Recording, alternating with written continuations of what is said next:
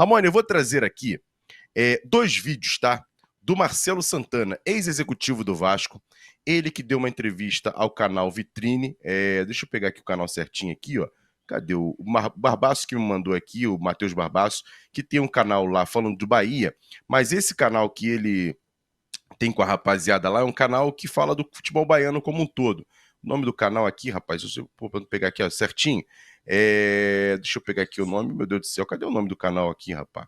Ah, tá aqui, Zona Mista, perdão, Zona Mista Oficial é o nome do canal que eles falam do futebol baiano, tem torcedores do Vitória, tem torcedores do Bahia, e ele sempre traz pessoas ali para poder bater um papo. Eles levaram o Marcelo Santana, porque o Marcelo Santana foi presidente do Bahia lá, e aí tem uma relevância no futebol baiano, ele até fez todo esse resgate que fez o Bahia nos últimos anos, tem muito a mão do Marcelo Santana. Aqui no Vasco ele não foi bem, e aí ele vai explicar primeiro como é que foi esse trabalho no Vasco e também a saída dele do Vasco. Vamos ouvir o Marcelo Santana falando no canal Zona Mista Oficial aqui no YouTube.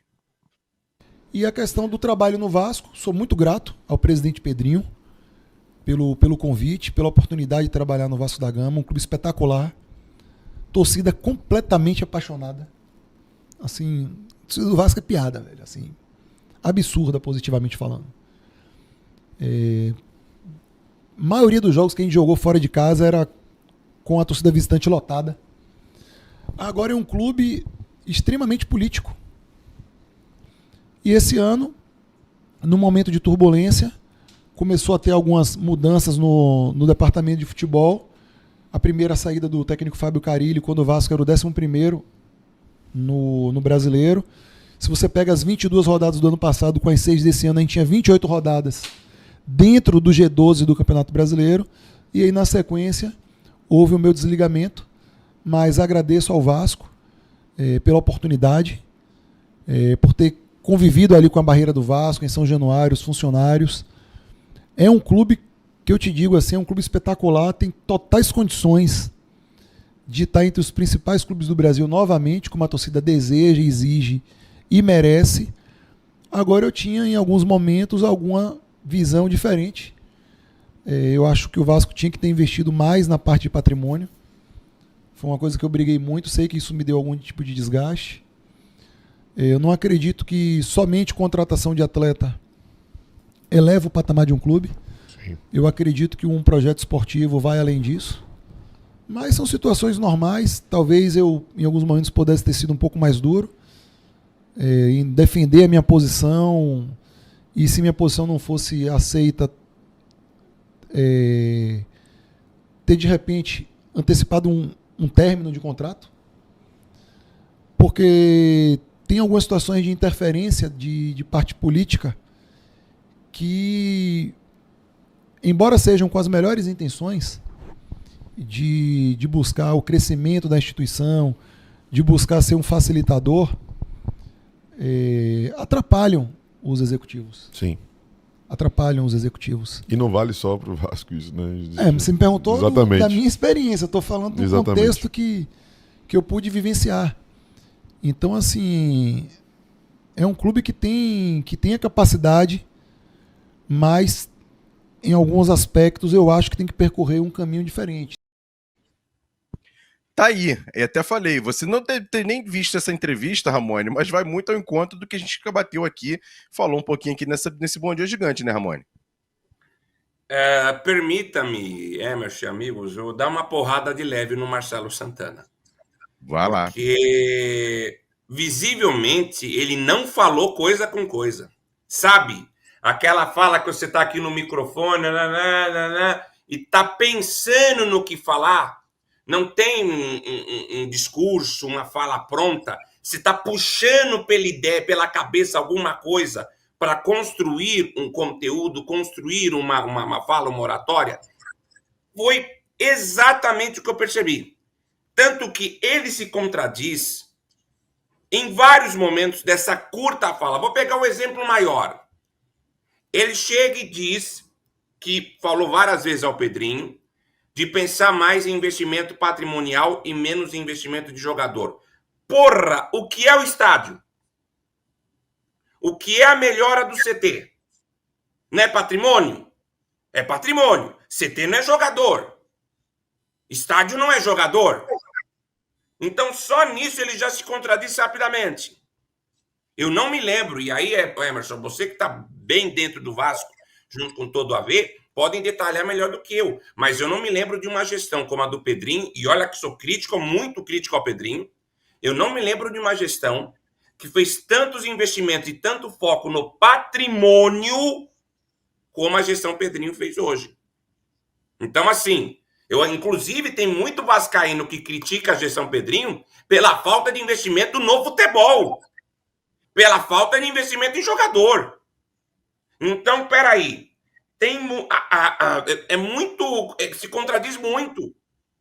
Ao invés dele chegar e falar, pô, vamos imaginar aqui, pô, faltou um pouco de pulso pro Pedrinho, faltou um pouco de decisão pro Pedrinho, eu acho que a gente aí ia pegar uma linha mais coerente de fala do Marcelo Santana e poderíamos até discutir.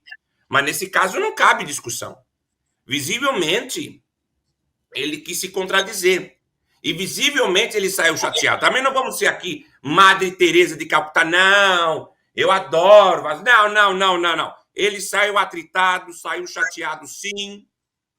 E aí, Emerson, eu tenho uma teoria que eu aplico aqui na rádio, aplico nas empresas que eu faço consultoria. Eu quero que você me diga uma empresa, um governo, uma gestão municipal, estadual, federal, uma gestão privada, onde um presidente de um ex-clube ou de um presidente, um alto líder de alto escalão, deu certo ocupando um cargo de escalão menor dentro de uma instituição privada, como no caso do Vasco. Vou resumir. O Pedrinho é o presidente. O Marcelo Santana é o diretor, CEO de futebol, sei lá. Gente, tá na cara que isso não daria certo, porque é egocêntrico. Há uma guerra, um atrito aí. Pô, o cara foi ex-presidente do Bahia. Ele sabe como também dar as cartas na mesa. Ele já teve o gosto do poder de ser o líder maior de um clube. Aí ele pega o Pedrinho, que é líder do Vasco, presidente do Vasco. É óbvio que o Marcelo Santana, em alguns momentos, vai queria impor opiniões, não como diretor de futebol, e sim com mentalidade de presidente. Porque ele veio assim. Ele foi líder de um clube de futebol enorme como é o Bahia. Ele não foi presidente, com todo o respeito, do Americano de Campos. Então, assim, com certeza, houve um atrito entre eles e eu não conheço nenhuma empresa, nenhum governo, nenhuma instituição onde um ex-presidente de um outro clube ou do próprio clube ocupa uma posição menor do que a do atual mandatário e que ficou tudo lindo e maravilhoso. Para pegar um rápido exemplo, para fechar daqui da minha parte. Aqui no São Paulo, a gente teve uma gestão fantástica lá atrás, de um cara chamado Marcelo Portugal Gouveia. Terminou a gestão dele e se elegeu o Juvenal Juvencio. O Marcelo Portugal Gouveia queria continuar no São Paulo, como diretor de futebol, alguma coisa do gênero. Detalhe, o Juvenal Juvencio tinha sido diretor de futebol do Marcelo. O que acontece? O Juvenal Juvencio chateia o Marcelo, coloca ele para cuidar da base. O que ocorre? 6 meses depois, o Marcelo Portugal tem um infarto e morre. Depressivo. Estava depressivo porque se sentiu chateado e desprestigiado por um cara que ele havia ressuscitado em sua gestão anteriormente. Por isso que eu digo e repito, eu quero que alguém me diga um local onde um ex-presidente, um ex-grande líder conseguiu dar certo num regime de hierarquia com uma outra pessoa comandando um clube. Não tem. Era visível que ia dar tiro no pé, como acabou dando. Só para você ter uma ideia, ele no final, depois na postagem que ele fez de despedida do Vasco, ele colocou assim, Marcelo Santana na época: meu dia a dia foi cuidar da parte burocrática do futebol, negociação dos contratos, evoluir os processos, cuidar da folha salarial, da gestão das pessoas, da logística, das categorias de base. Semana passada o Vasco conquistou a Copa do Brasil Sub-17 e do futebol feminino. E botou assim, não cabia a mim, essa que é a frase mais emblemática, não cabia a mim definir os nomes e os perfis dos atletas ou dos funcionários que seriam contratados ou dispensados.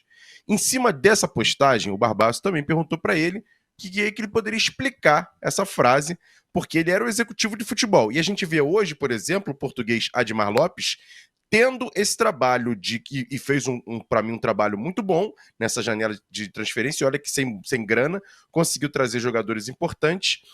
E aí ele disse que não tinha. O Admar, em princípio, até agora não falou nada e muito pelo contrário, está trabalhando. Ele diz que o problema foi não ter autonomia. Vamos ouvir essa parte agora, porque é até importante e eu acho que dá a entender que o processo no Vasco hoje não depende exclusivamente do Pedrinho. Tem pessoas a mais que possam atrapalhar ou até ajudar, vão, enfim, contribuir ou até colaborar. Vamos ouvir o Marcelo Santana falando sobre essa postagem que ele fez. Faltou em alguns momentos, na minha visão, liberdade e autonomia.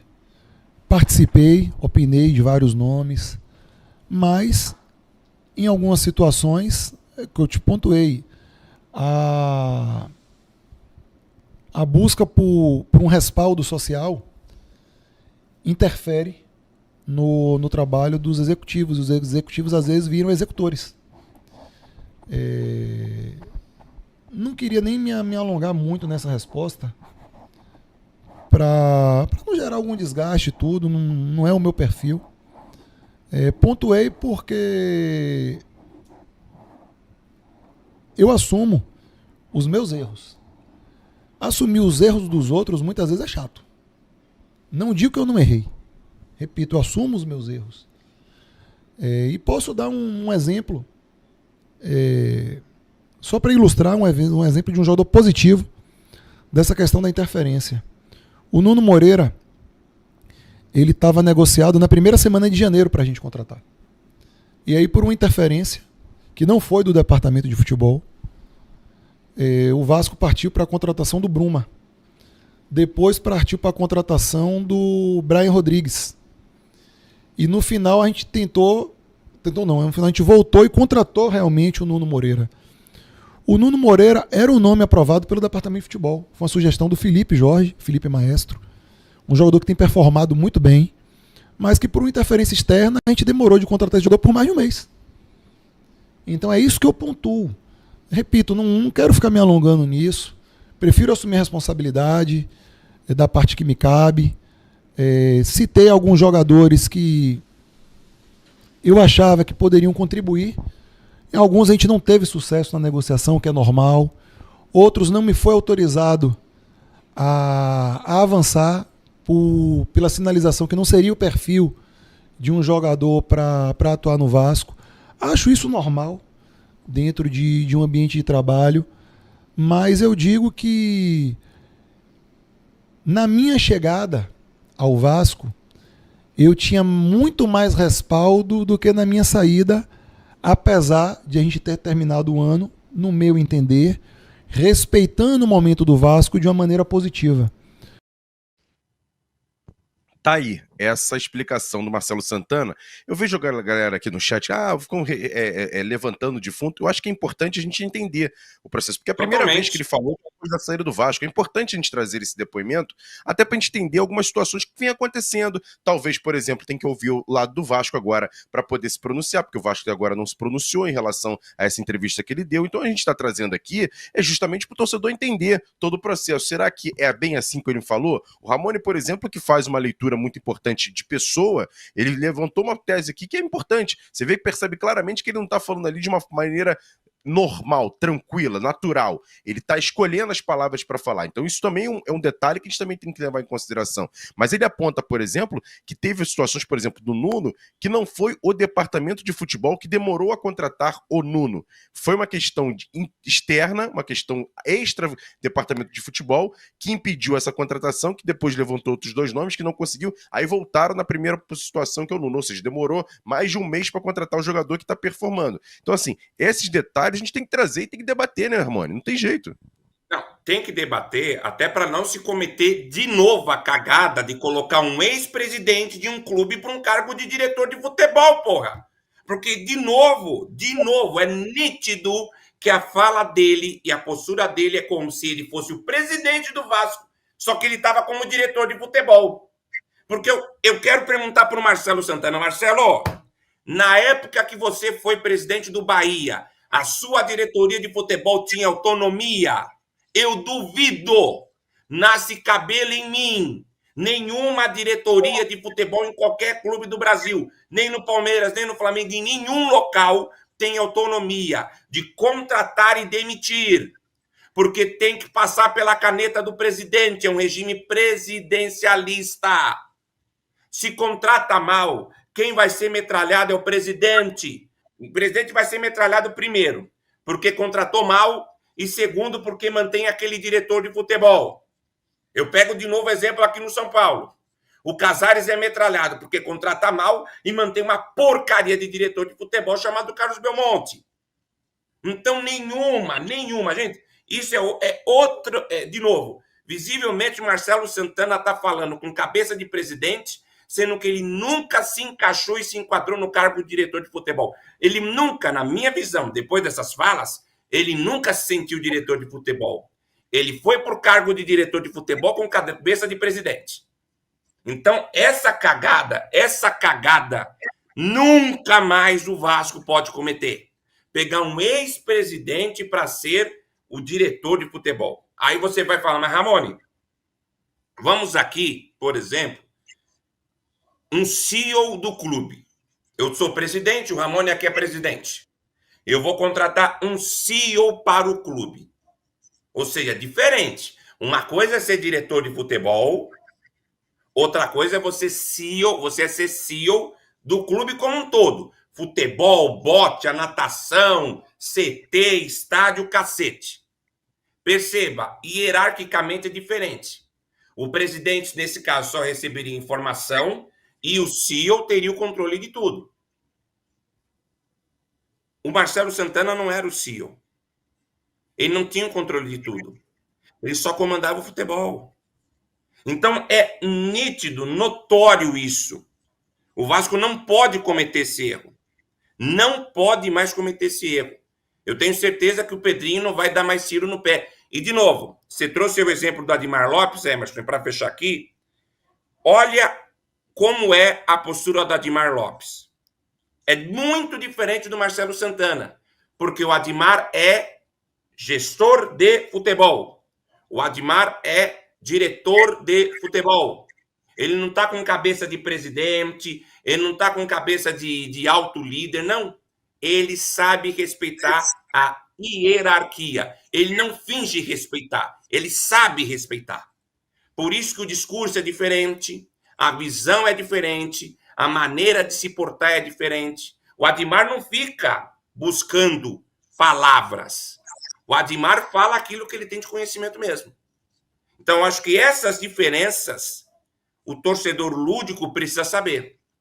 O que foi o Marcelo Santana, como era a maneira de pensar do Marcelo Santana e o que é, por exemplo, hoje o Adimar Lopes e a maneira de pensar do Adimar Lopes, e deixar bem claro. Respeito à hierarquia é fundamental para o sucesso de uma gestão. Isso no clube mais endinheirado ao clube mais pobre.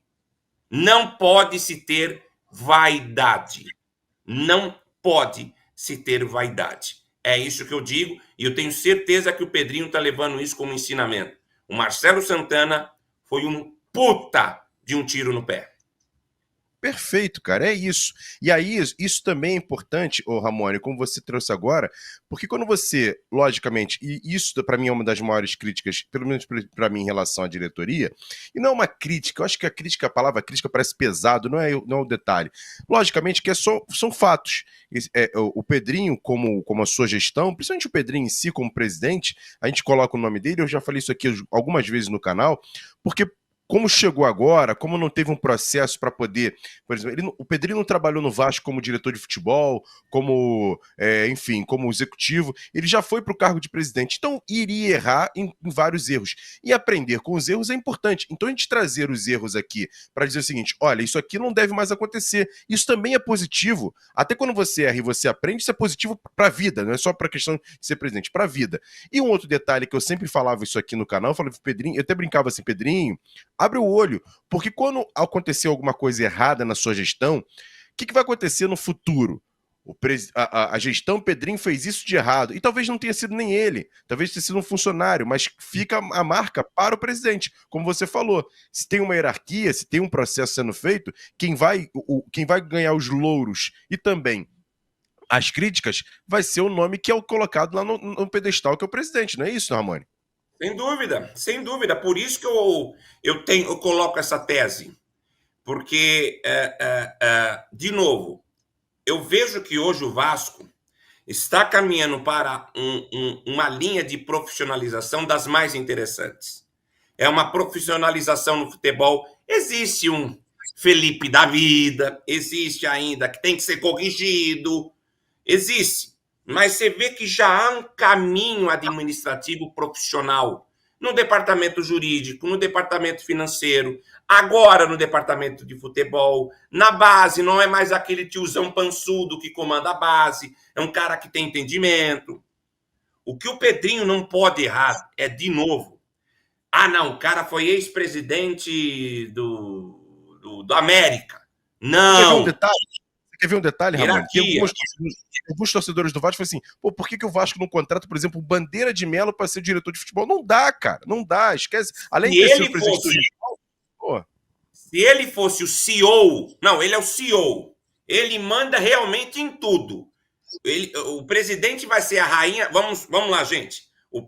Quando você tem um CEO, o presidente é a rainha da Inglaterra. Quem manda é a porra do CEO. Se eu sou o presidente do Americanópolis e contrato Eduardo Bandeira de Melo para ser o CEO, ou seja, eu apenas vou estar observando o trabalho do Eduardo, ok. Agora, você chegar e contratar um Eduardo para ser diretor de futebol, fodeu. Você vai arrumar uma puta de um problema. Você tem que saber pegar esses nomes e encaixar bem para justamente ter poder. E aí é minha crítica que eu dou ao Marcelo Santana. O Marcelo Santana achou realmente que como diretor de futebol ele ia ter poder e autonomia. Gente, nem o Marcos Braz no Flamengo, o Boto, qualquer diretor de futebol tem, gente. Não tem. Regime presidencialista, quem tem o poder é o presidente e só. Gostou desse corte? Então se liga nesses aqui que eu tenho certeza que você também vai se amarrar. Agora se inscreve aqui no canal AV+, que é o canal oficial de cortes da plataforma Atenção Vascaínos.